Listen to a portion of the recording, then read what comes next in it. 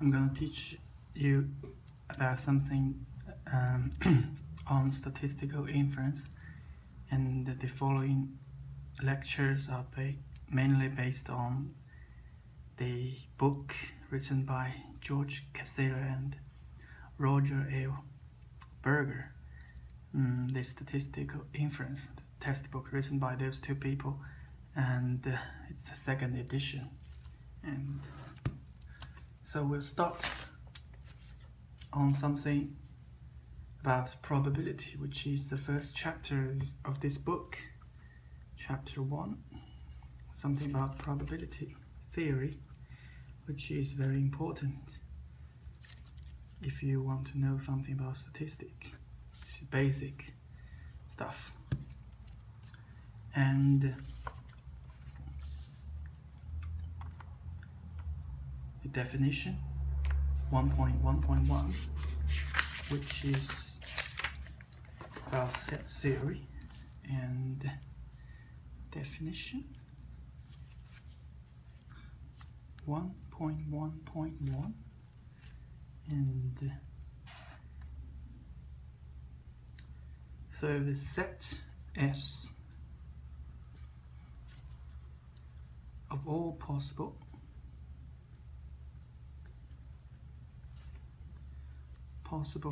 outcomes of a particular experiment is called the sample space. Space of the experiment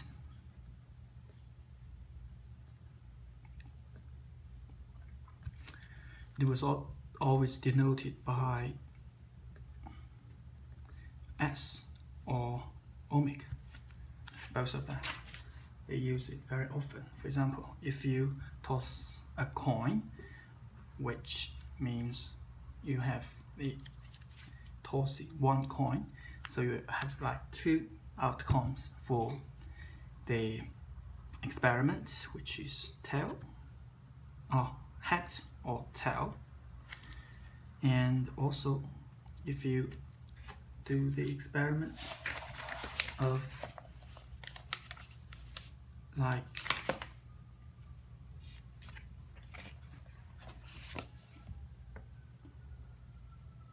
if you choose the reported SAT scores, and because SAT score is a number which ranges from 200 and 800, and the smallest interval is 10, so the experiment could generate those stuff 780, 790 and 800. So these two are called discrete case because it is discrete, and also we have the continuous case, which if you do some, the book says that experiment where the observation is reaction time to a certain stimulus. Here the sample space would consist of all positive numbers, that is S equals to 0 and infinity. This is called continuous case.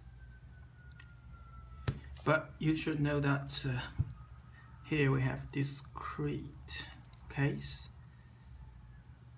but this is also a discrete case if it exists something like natural number as a experiment space or sample space.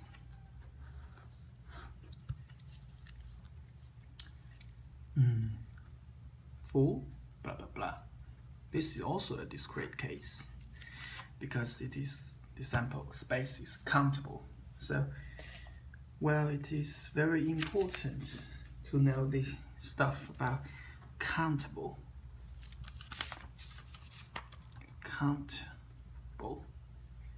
and uncountable infinity. Yeah, countable infinity or uncountable infinity. I'm not going to talk too much about this, but if you're interested, but actually you should know something about countable and uncountable to fully understand some of the concept. But I can give you some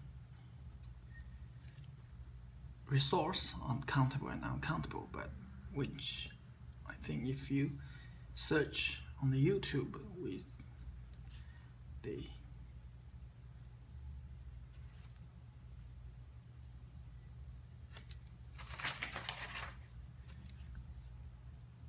is infinite. Infinity is bigger than you think. It's bigger than you think, down by a channel called number 5. And this is like the elementary stuff on countable and uncountable, but it is really intuitive. If you introduce something, I think it's very recommended. If you look at this figure, you know what is countable and what is uncountable, and what's the difference between countable and uncountable. You know, this is uncountable sample space, and these 3 are countable. Of course, if the sample space is finite, it is of course countable. But say actually the sample space could be categorized into 3 main parts. 3 main categories. One is finite, one is countable infinite, and the one is uncountable infinite. So 3 kinds of sample space.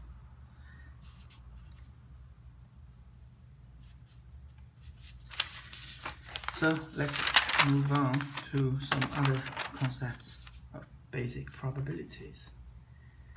And so since we have already introduced the sample space, I'm gonna introduce something about event definition.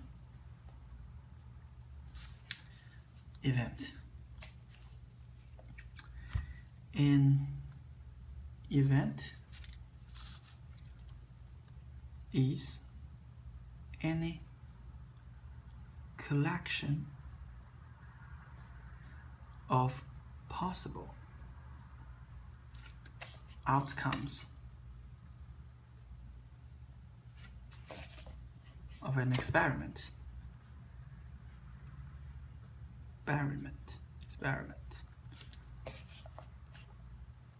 That is any subset of S. That is any subset of S. So I think I have to say that this definition is not a rigorous definition, because if S is a countable set, then the definition is fine. 1.1.2. So then definition 1.1.2 is fine. But if S is uncountable,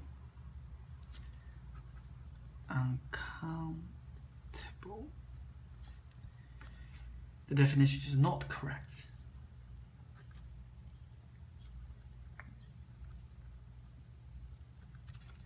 But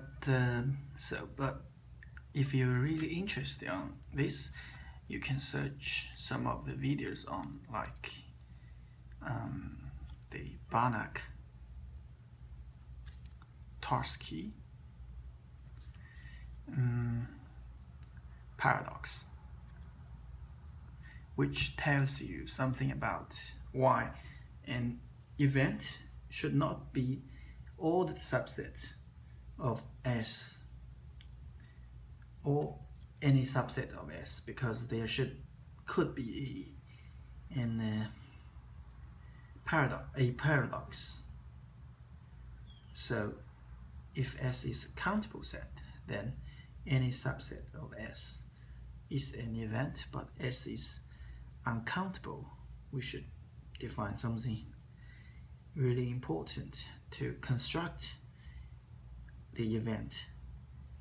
So you should remember that not all the subsets of S is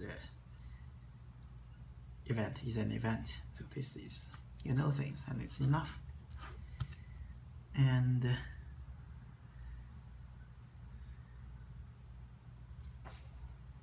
also we should introduce something about the set.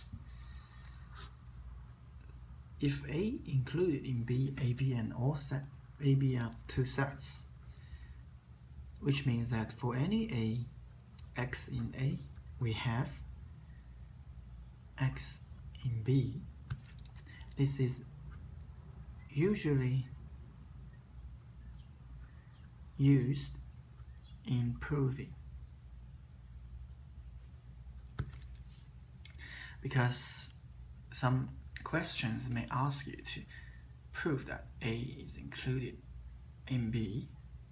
So what to do? You should say that, okay, we choose any X in A and prove that X is in B, then it's enough to say that A is included in B. And also A is equals to B. How to prove A is equal to B, which means that for any X in A, say that X is in B, and also we should prove that any X in B should say that we should prove that X is in A. Sorry about that. So these two are the relationships of the two sets. Also, we should introduce some operations of some sets. Union. The union of the A and B means that union of A and B was written by A cup B,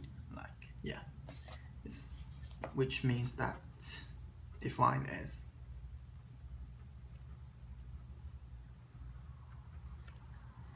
all X in B.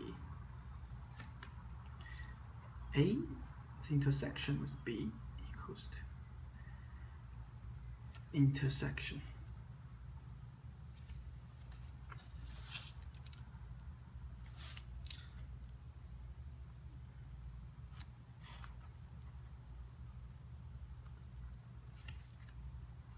means that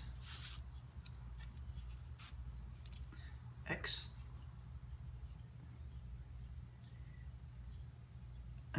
in A and X in B. Also, the complement, which means that A complement of A means X doesn't.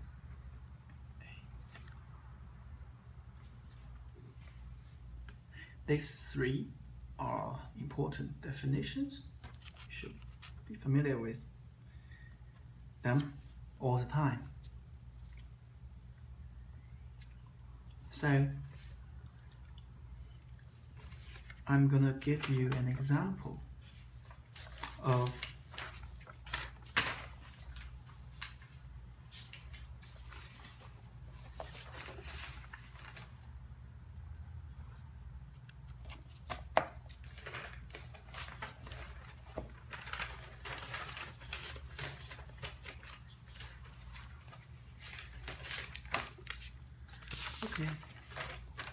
an example of the event operation. Example 1.1.3, which is the event operation. we have S equals to the sample space, say D, H, and S.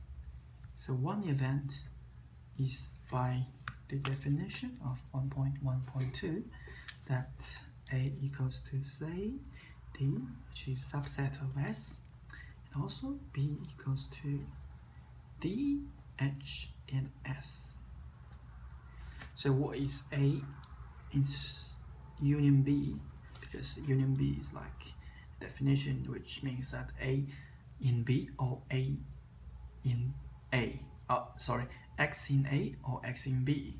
So X in A or X in B. So we just C, D, but D is already in it, so H and S. This A union B. And what is A intersection with B? It should be in A at the same time in B, so it's only D, okay? And what is complement of A? Complement of A means which is not in A, so H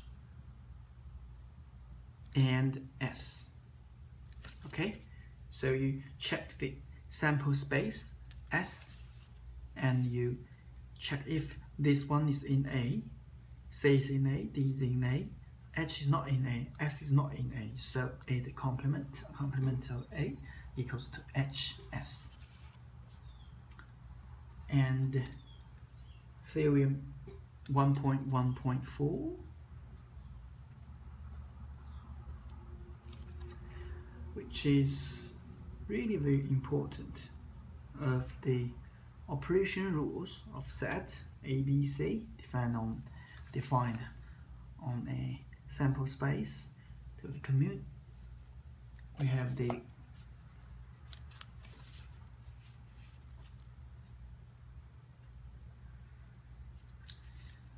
commutativity.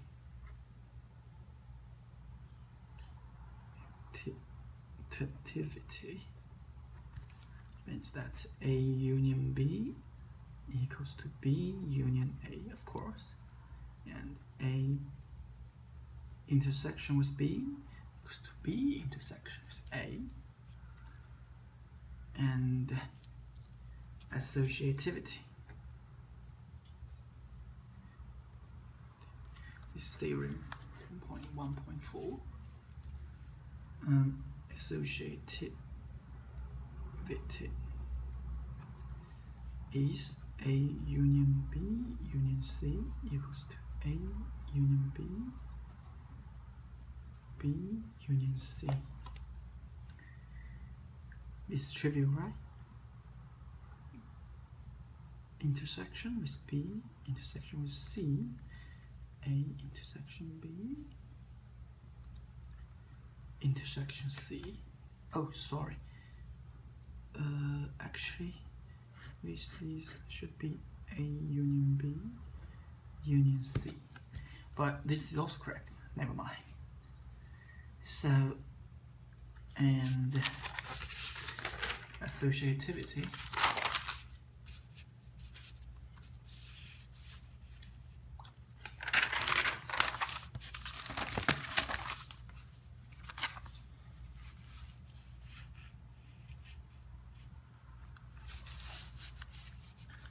Okay. And distributive laws this is not so trivial.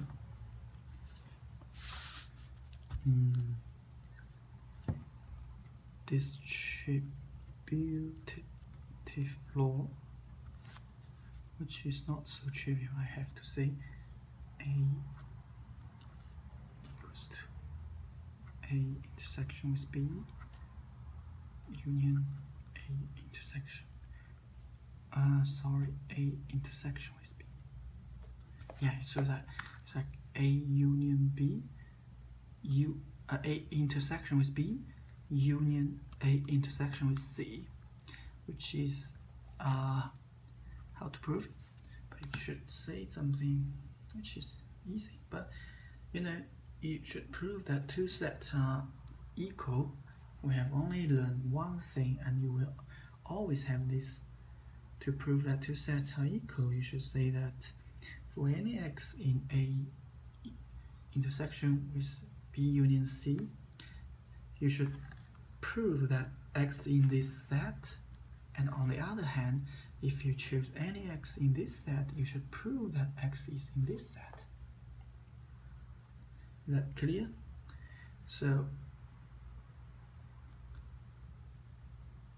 I will leave this question for your own homework, but just use this definition here, because if A equals to B, then for any x in A, you have x in B. For any x in B, you have x in A. Okay?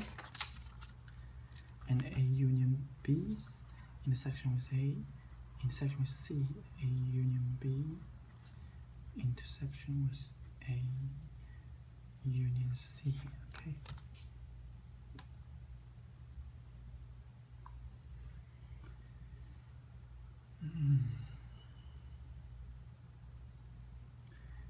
And the last, DeMorgan's law, which is A union B complement equals to A complement union B complement, A intersection with B complement, A complement union B complement. Okay?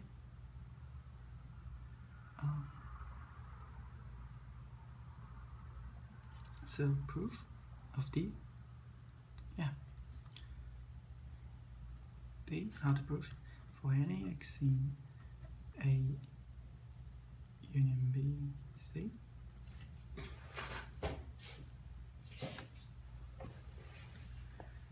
which means x does not in A and x does not in B, which means x in AC and x in BC, which means x in AC intersection with BC. Okay? And also prove that the other way around is trivial. I think you can prove yourself. For any x in a C intersection with BC, you can go back. Okay? It's done. This one, the last one, I'll let it to you. You can prove yourself. I think not so hard, but I have to say that because these two are trivial, I think you can remember. Of course, this is so trivial. And this distributive law and DeMorgan's law are not so trivial, but you have to keep in mind always. You don't keep in mind because it's so important in the following learning of probability theory. Also, it is very important in statistics. And it's actually not so difficult to remember. And to say something more on the operation of set. So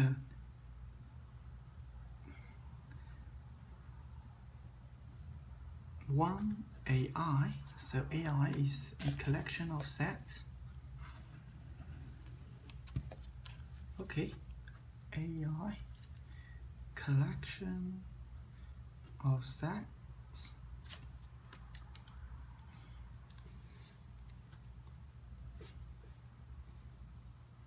this means what? Means X in S, of course. X in AI for some I.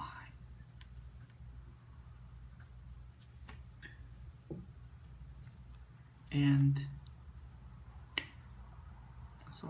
intersection AI means what? Means X in S, of course.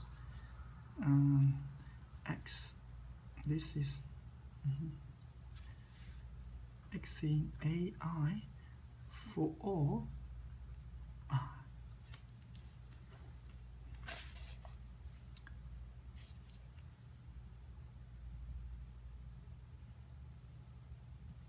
I can find a really important example for this question, because we now have the infinite union of a set and infinite intersection of sets, which is not the same as finite union or finite intersection. You will find something which is really strange, but you have to accept this. And you think only accept this which makes sense, okay? And which is really weird, but it exists for AI equals to 1 over I, 1, okay? And then what is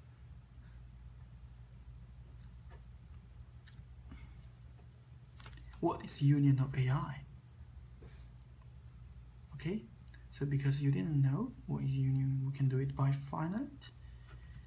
I mean AI equal A1, okay, equals to 1, 1, okay, which is 1. A2 equals to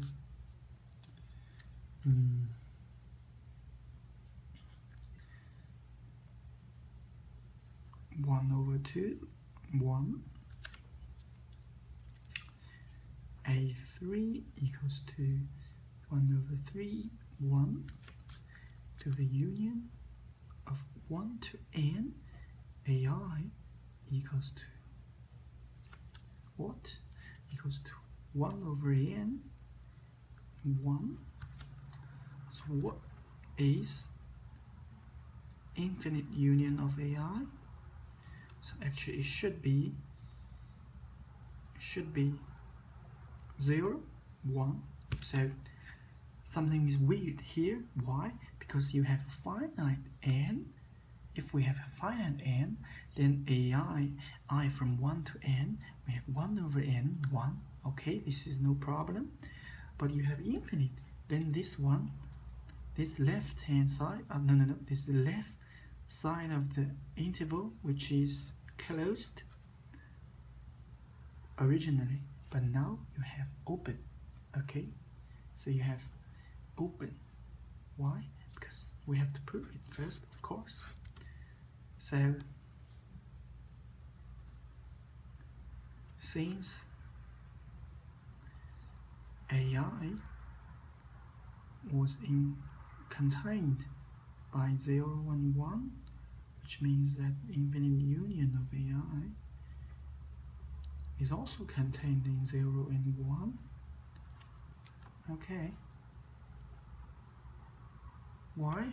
By definition, because AI was contained in 0 and 1, and the union of AI, which means that X in AI, it must, if X is in the union of AI, it means X in AI for some I, but for any I, AI is in the interval of 0 and 1. That means that we have the union of AI was included in the 0 and 1, which both sides closed, but 0 was not in AI for any I, which means that 0 was not in union of AI. Okay, which means that AI was contained in 0 and 1. Okay.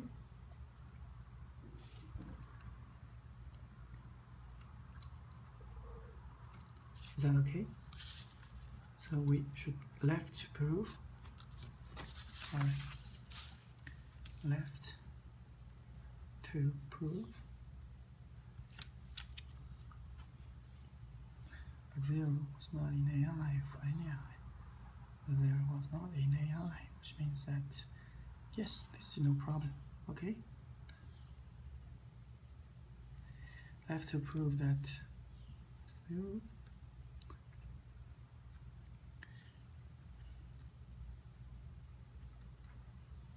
So we choose any. So we choose any x in 1 to 0 to 1, left open, right closed, and there must exist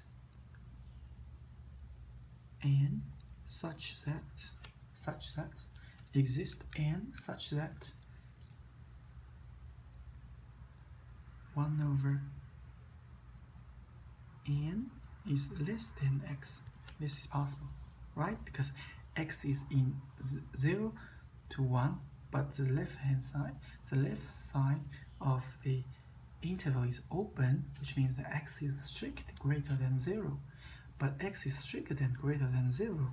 We have n such that 1 over n is less than x. Of course, because 1 over n goes to 0. You can always choose a large enough n, which makes that 1 over x is less than 1 over n is less than x. This is possible, right? Of course. So that means that ax was in an, which means that x was in I, right? Because by definition here, x was in an, then of course x is in union of ai to 1 to infinity, because n was included in 1 to infinity, right? Okay, so there's no problem, which means that equals to, right? And also an important thing you should keep in mind that infinite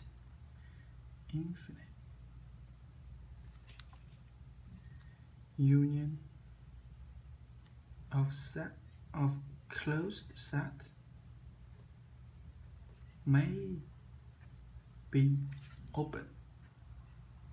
Of course, this is not the example of this because this is not an open set, but this is half open and half closed, right? But how to construct the infinite union of closed set may be open? How? It's not hard because you already have the method to change the closed to the open. Okay, so if we let ai equals to 1 over n, 1 over I, 1 minus